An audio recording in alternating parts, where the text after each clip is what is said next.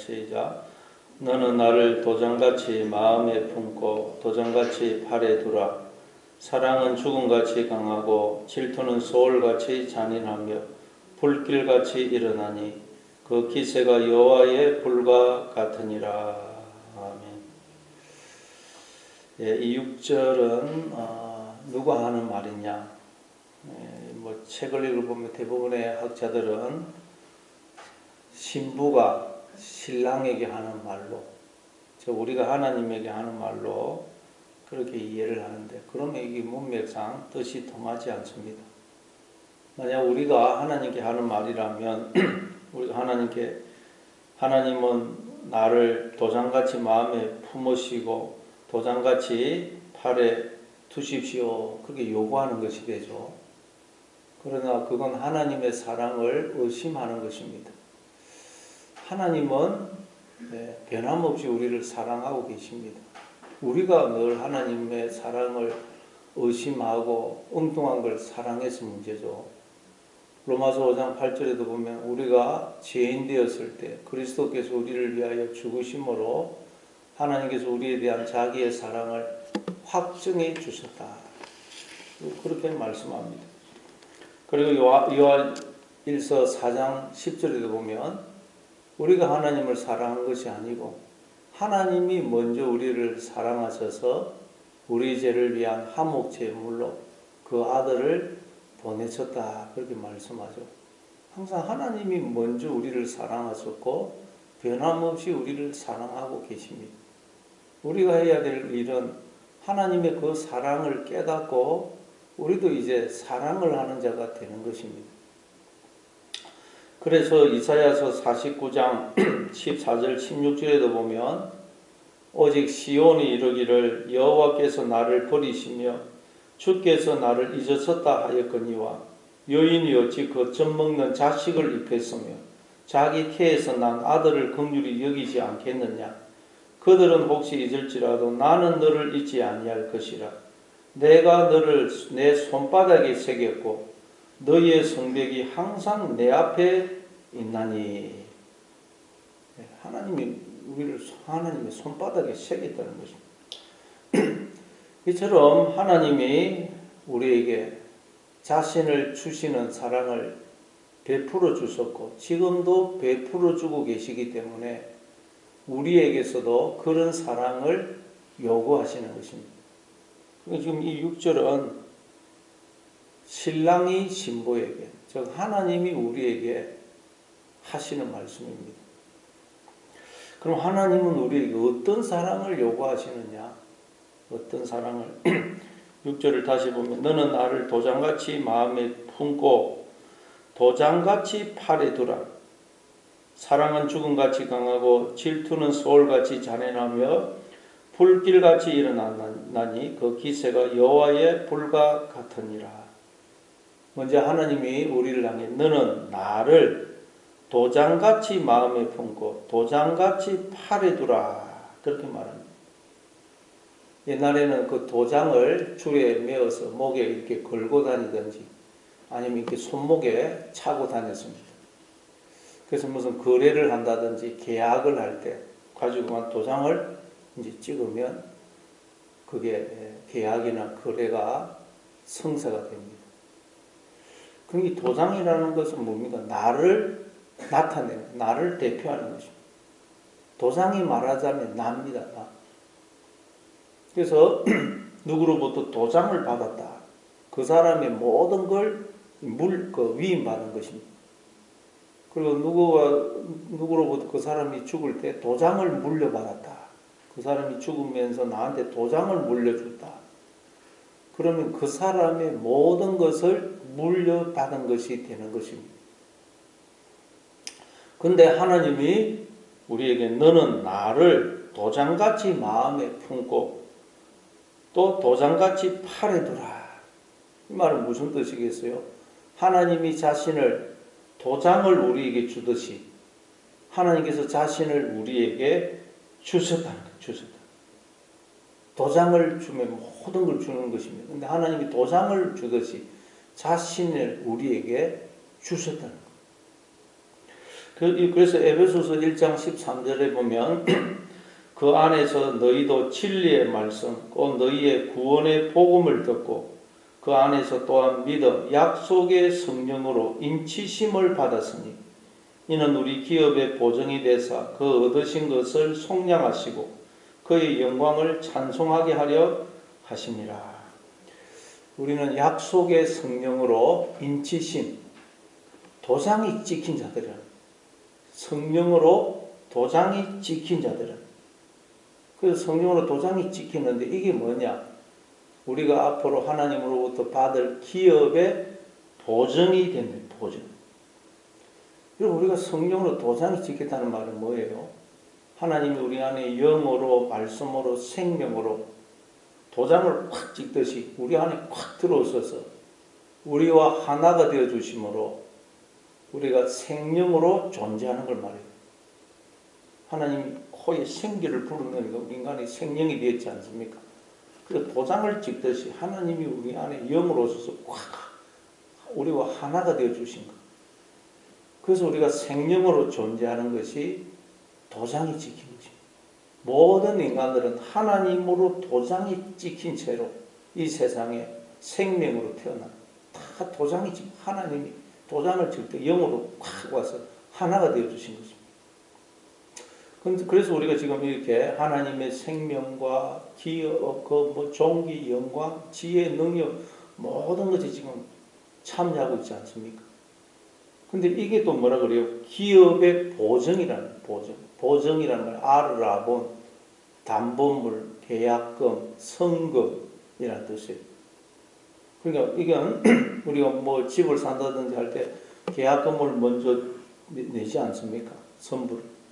그러면 선불을 내고 나면 이제 중도금 내고 잔금 치르면서 계약이 성립되는데 우리에게 주어진 이 생명, 우리가 지금 누리고 있는 이 생명이 아르라본 보증이라는 것. 그러니까 우리가 지금 이 누리는 하나님의 생명, 지혜, 종기, 영광 이 모든 걸 우리가 지금 누리고 있는데 이게 앞으로 우리가 천국에 가서 누리게 될 그 모든 영광의 맛보기라는 거예요. 맛보기. 우리 지금 이 땅에서 맛보기를 보고 있는 거예요. 천국에 가서 누릴 그 생명, 그 종기, 영광 모든 기쁨을 지금 맛보기로 누리고 있고, 그리고 우리에게 지금 이 생명이 주어져 있다는 말은 이게 또 담보물이기 때문에 우리는 앞으로 반드시 하나님으로부터 모든 것을 물려받을 것임을 확신할 수가 있다는 거죠. 나에게 생명이 주어진 걸 통해서 나는 앞으로 하나님으로부터 모든 기업을 물려받을 것이다 하는 것을 우리는 확신할 수 있다. 이게 또 담보물이란 담보물. 계약금, 성금이고. 이걸 두고 우리가 약속의 성령으로 인치심을 받았는데 이게 우리가 받을 기업의 보증이 된다. 보증이. 네. 그럼 여러분 우리가 지금 하나님이 계시고 또 앞으로 하나님으로부터 기업을 내가 물려받을 것이다 하는 것을 뭘로 통해서 알 수 있다고요? 나에게 생명이 주어져 있는 것. 생명이 주어져 있다면 하나님이 영으로 도장을 찍듯이 내 안에 들어오셔서 하나가 되어 주심으로 우리가 이렇게 생명으로 존재하고, 그래서 앞으로 생명이 있다는 말은, 나에게 생명이 주어져 있다는 말은 내가 앞으로 하나님으로부터 모든 기업을 물려받을 것이다 하는 것을 우리는 확신할 수 있다. 이게 도장이죠, 도장. 그런데 그래서 다 인간은 도장이 찍힌 상태입니다. 하나님으로 도장이 찍힌 거예요. 도장. 그런데 하나님 오늘 우리 보고 뭐라 그래요? 너는 나를 도장같이 마음에 품고 도장같이 팔에 두라. 도장같이. 왜 그럽니까? 우리 인간들이 하나님으로 이렇게 도장이 찍히는데 그걸 모르고 있는 거예요. 그래서 도장같이 마음에 품고 도장같이 팔에 두라. 어떻게 하면 하나님을 도장같이 마음에 두는 것이겠어요? 자, 도장이 확 찍히면 그때부터 그 찍힌 것은 하나님의 소유가 됩니다. 그러니까 우리가 마음에 도장을 확 찍히면 이제 하나님의 소유이기 때문에 어떻게 되느냐? 우리는 하나님처럼 생각해야 돼요. 하나님처럼. 내가 나의 주인이 아닙니다. 도장이 찍히면 나는 하나님의 소유예요. 내가 주인이 되어서 내 마음대로 생각하면 안 됩니다. 그래서 우리 하나님의 소유이기 때문에 하나님의 말씀을 따라 이제 생각을 바꿔야 돼요. 영의 생각, 믿음의 생각, 바른 생각, 긍정적인 생각, 하나님의 생각을 하는 게 그게 뭐라고요? 너는 나를, 하나님을 도장같이 마음에 품는 거예요. 그때 하나님으로 도장이 찍힌 상태가 되는 거죠. 내 마음대로 생각해보면 하나님의 도장이 아니고 내가 도장이, 나라는 도장이 찍힌 것이 됩니다. 그래서 너는 나를 도장같이 마음에 품으라. 그 말은 이제는 우리는 생각도 내 마음대로 하면 안 됩니다. 하나님의 말씀을 따라 하나님의 생각을 해야 돼요. 그리고 팔에 두라. 팔이라는 것은 우리가 행하는 것을 말한 거 아닙니까? 그러니까 이제는 우리는 내가 하나님의 팔인 것처럼 행해야 됩니다. 하나님의 팔이에요, 우리가. 내 마음대로 행동하면 안 된다. 말도 내 마음대로 하면 안 되고, 행동도 내 마음대로 하면 안 되고, 우리는 하나님의 도장이 찍힌 자들로 이제는 하나님의 팔처럼 행동을 해야 된다. 근데 막 내가 나의 여전히 주인이 돼서 내 마음대로 생각하고, 내 마음대로 말하고, 내 마음대로 인생을 살면 그게 뭐겠어요? 요한계시록 13장에 나오는 이마와 팔에 짐승의 표를 받은 자가 되는 것입니다. 내 마음대로 생각하고 내 마음대로 말하고 내 마음대로 행동해버리면 짐승의 표를 받은 자가 되는 것입니다. 그러면 그건 전도서 9장 3절에 보면 일평생 미치 마음을 품고 산다고 그러죠. 그러면 인간은 일평생 미치 마음을 품고 사는 것입니다. 또 다니엘서 4장에 보니까 느부갓네살 왕이 짐승의 마음을 품고 살죠. 짐승의 마음을 품고 살게 되는 것입니다. 예. 그러나 하나님은 우리를 너무도 사랑하시기 때문에 우리가 그냥 자기라는 도장을 찍어서 짐승처럼 미친 마음을 품고 사는 걸 내버려 두지 않으시고 반드시 우리를 고치신다. 하나님의 생각을 하는 자로, 하나님을 닮은 자로, 정결한 신부로 만들어내시겠다는 거죠. 그래서 뭐라 그러니까 뒤에 사랑은 죽음같이 강하다는 거예요. 사랑은 죽음같이 강하다. 죽음은 모든 것을 삼킵니다. 죽음을 이길 수 있는 건 아무것도 없어. 그런데 죽음을 이기는 것이 있다는 거죠. 그게 뭐라고요? 사랑이라는 사랑. 하나님은 사랑이시죠. 그래서 하나님은 죽음을 이기시더라. 죽음도 하나님은 두려워하지 않으시더라는 것입니다. 그래서 하나님은 자신의 생명을 우리에게 주시더라. 우리와 피조물인 우리와 영원히 하나가 되시더라. 창조주 하나님이 피조물인 우리와 하나가 되시는 것이 신의 죽음입니다. 하나님의 죽음. 여러분 우리 보고 지렁이하고 하나가 되라. 너 지렁이 속에 들어가서 지렁이를 몸처럼 삼고 살아라 그러면 그 지렁이와 하나가 되라는 말이고, 다른 말로 우리 보고 지렁이가 되라는 말이고, 여러분 그러면 하겠어요? 차라리 죽는 게 낫지. 근데 창조주 하나님이 우리를 품으시고 우리 안에 들어오셔서 우리와 하나가 되어 주신다. 그건 하나님의 죽음이라는 거예요. 근데 하나님은 우리를 너무도 사랑하셔서 그 죽음을, 자기의 생명을 주는 것을 전혀 두려워하지 않으시더라. 그래서 우리를 품으시고 또 우리 안에 들어오셔서 우리와 영원히 하나가 되어 주셨다는 거예요. 예. 이걸 두고 자기를 비워 종의 형체를 가져 사람들과 같이 되었고 사람의 모양으로 나타났다고 그러죠. 그걸 하나님은 전혀 두려워하지 않으시더라. 죽음을 두려워하지 않으시더라는 것입니다. 그래서 요한일서 4장 18절에 보면 사랑 안에 두려움이 없고 온전한 사랑이 두려움을 내쫓나니 두려움에는 형벌이 있음이라. 두려워하는 자는 사랑 안에서 온전히 이루지 못하였느니라. 사랑은 두려움이 없다는, 죽음을 두려워하지 않습니다. 그래서 예수님도 십자가의 죽음을 전혀 두려워하지 않으시죠. 그걸 통해서 바로 하나님의 사랑을 우리에게 보여주신 것입니다.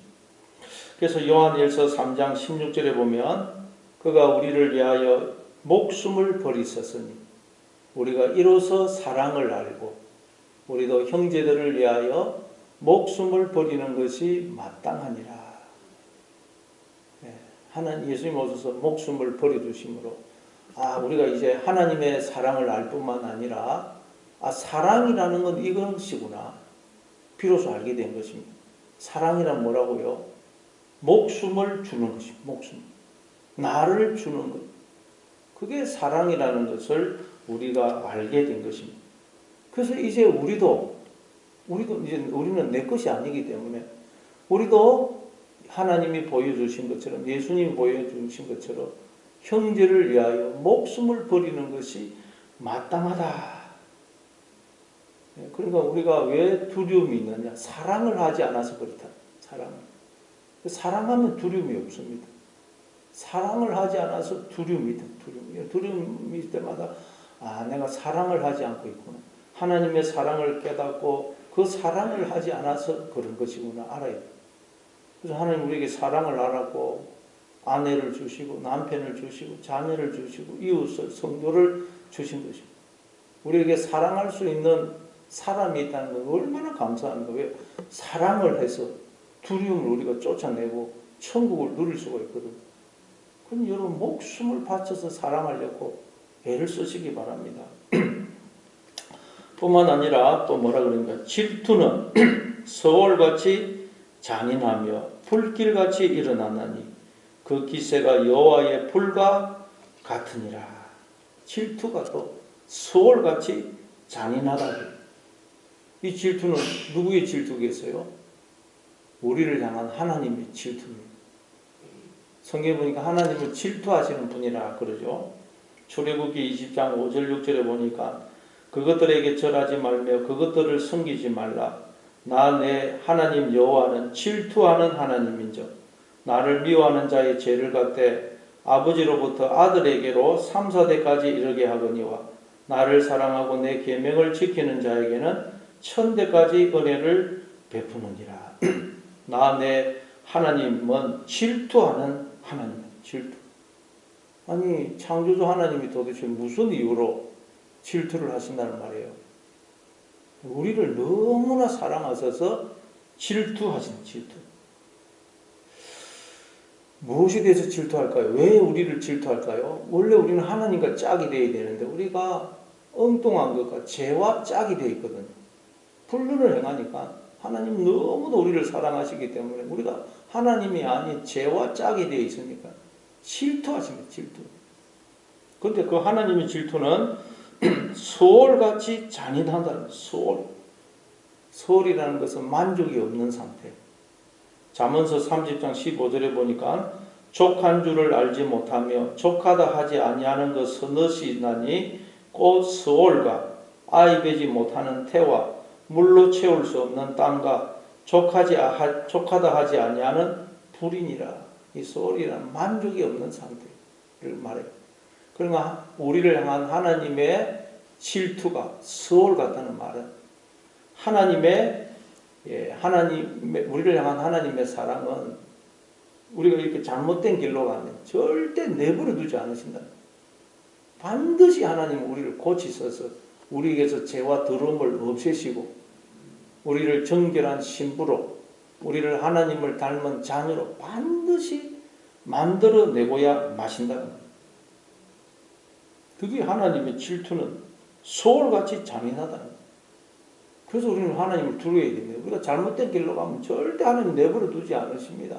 반드시 징계하셔서 고친다는 거예요. 그러면 우리는 하나님을 두려워해야 되는 것입니다.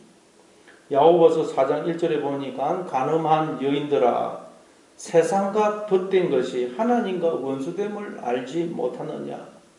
우리가 하나님과 짝이 되어야 되는데 세상과 짝이 된 거 그게 간음이라는 간음한 여인들아. 그게 영적인 불륜이에요. 하나님은 우리를 사랑하시되 질투하기까지 사랑하시기 때문에 반드시 세상과 짝이 되어 있는 우리를 분리를 우리에게서 세상을 떼어내신다는 거예요. 그래서 우리가 하나님과 하나가 되도록 짝이 되도록 하나님의 정결한 신부로 만들어내고야 마신다는 거예요. 그래서 그 하나님의 질투를 두고 뭐라 그래요? 질투는 소울같이 잔인하니 불길같이 일어나니 그 기세가 여호와의 불과 같으니라. 하나님의 이 질투는 불과 같다는 불. 그래서 하나님은 반드시 우리에게서 모든 더러움과 죄를 불태워야 마신다는 거예요. 우리에게서 우상을 다 태우고야 마신다는 거예요. 여러분, 하나님의 질투는 이렇게 무섭습니다. 무서워요. 그래서 출애굽기 34장에 보면 모세가 이스라엘 백성들의 그 우상 숭배, 금송아지 우상 숭배, 저 영적인 불륜으로 인해서 처음에 받았던 돌판을 깨버리죠. 그리고 다시 두 번째 돌판을 만들어서 시내산에 올라가니까 하나님이 모세에게 나타나셔서 자기를 어떻게 소개하십니까? 여호와라 여호와라 자비롭고 은혜롭고 노하기를 더디하고 인자와 진실이 많은 하나님이라. 인자를 천대까지 베풀며 악과 과실과 죄를 용서하리라. 그러나 벌을 면제하지는 아니하고 아버지 악행을 자손 3, 4대까지 보응하리라. 여기 보니까 노하기를 더디하고, 전에도 말씀드렸듯이 이 노하기를 더디하다는 말은 하나님은 참다가 안 되면 막 노를 바라신다, 그런 의미가 아닙니다. 끝까지 노하시는 분. 정확하게 보니까 하나님은 끝까지 노하신다. 우리가 잘못된 길로 간다, 우리에게 죄가 있고 더러움이 있다, 끝까지 놓아서서 우리에게서 그 죄와 더러움을 하나도 없이 반드시 제거하고야 마신다는 거예요. 그게 하나님의 노하심입니다. 그러니까 여러분, 하나님의 진노, 질투는 엄밀하게 따지면 우리에게 향한 게 아니고 우리에게 있는 죄입니다. 죄. 하나님의 진노는 우리에게 있는 죄입니다. 그래서 로마서 1장 18절에 보니까 하나님의 진노가 불의로 진리를 막는 사람들의 모든 경건치 않음과 불의에 대하여 하늘로부터 나타나느니 그러죠. 하나님의 진노는 우리가 아니고 우리 속에 있는 경건하지 않은 불의, 죄, 거기에 대해서 쏟아진다는 거예요. 근데 죄가 내 속에 있고 나와 하나가 되어 있기 때문에 우리는 하나님이 나한테 진노하시는 것처럼 착각을 하는 것입니다. 그래서 역사상 모든 성도들이 하나님이 막 진노하니까 하나님이 나한테 진노하시는 모양이다, 하나님이 나를 미워하시는 모양이다, 나를 죽이려고 하시는 모양이다, 오해를 한 것입니다. 그럼 엄밀하게 따지면 하나님의 진노는 내 속에 있는 죄라는 거죠. 그 죄에 대해서 진노하신다는 거예요. 왜냐하면 이 죄가 우리한테 달라붙어 가지고 우리에게서 모든 생명을 빨아먹고 우리를 사망으로 끌고 가고 있거든요. 그러니 하나님 우리를 너무나 사랑하시는데 이 죄가 우리에게 붙어서 우리를 그러고 있으니 그 죄에 대해서 무섭게 진노하십니다. 그렇지 않겠습니까? 자식이 공부나 무슨 일 때문에 객지에 가서 생활하고 있는데 뭐 깡패나 뭐 이런 양아치들이 자녀를 괴롭힌다, 딸을 괴롭힌다. 그럼 부모는 가서 뭐 분노하지 않겠죠, 그 양아치한테. 그러면 자식은 부모가 분노하면 분노할수록 아, 부모님이 저렇게 나를 사랑하시구나, 사랑을 깨닫게 되는 것입니다. 그러니까 여러분, 하나님의 진노가 크면 클수록 그게 뭐라는 거예요? 이야, 하나님이 나를 이처럼 사랑하시는구나, 그걸 깨달아야 된다는 거예요. 왜? 하나님의 진노는 내 속에 있는 그 죄에 대해서 진노하시기 때문에 하나님의 진노가 크면 클수록 이야, 하나님이 나를 이처럼 사랑하시는구나, 그 사랑을 깨달아야 되는데 인간들이 오해를 하더라고요. 오해를. 하나님이 마치 나한테 진노하시는 것처럼 착각을 하더라는 것입니다. 예. 그래서 우리는 이 진노, 하나님의 진노를 통해서 하나님의 사랑을 깨달아야 돼요.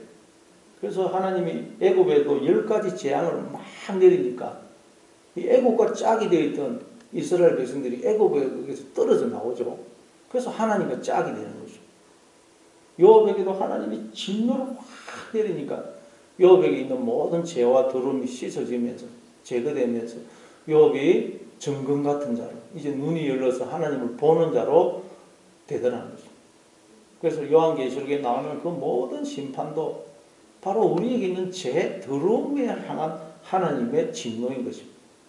그래서 계시록 7장 14절에 보면 임하여 하나님의 입맞은 자들, 정결케 된 성도들을 두고 이는 큰 환난에서 나오는 자들인데 어린 양의 피에 그 옷을 씻어 희게 하였느니라. 그렇게 말씀하고 있는 것입니다.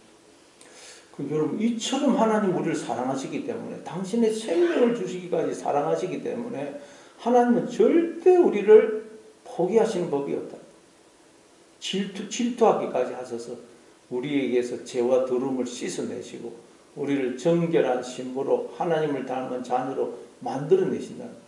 그래서 여러분, 우리는 하나님을 두려워야 됩니다. 잘못된 길로 반드시 징계하기 때문에 하나님을 두려워야 되고, 또 우리는 우리의 인생에 주어지는 모든 그런 고난이나 환난을 통해서, 진노를 통해서 하나님의 사랑을 깨달아야 됩니다. 야, 하나님 나를 이처럼 사랑하시는구나. 지나고 보면 그 모든 게 하나님의 사랑이었구나. 그 사랑을 깨달아요. 그래서 우리도 이제는 그 사랑에 감사하고, 하나님이 보여주신 것처럼 하나님 우리에게 허락하신 사람들을 목숨을 바쳐 사랑하심으로 날마다 이 땅에서 천국을 누리며 사시는 여러분 다 되시를 바랍니다.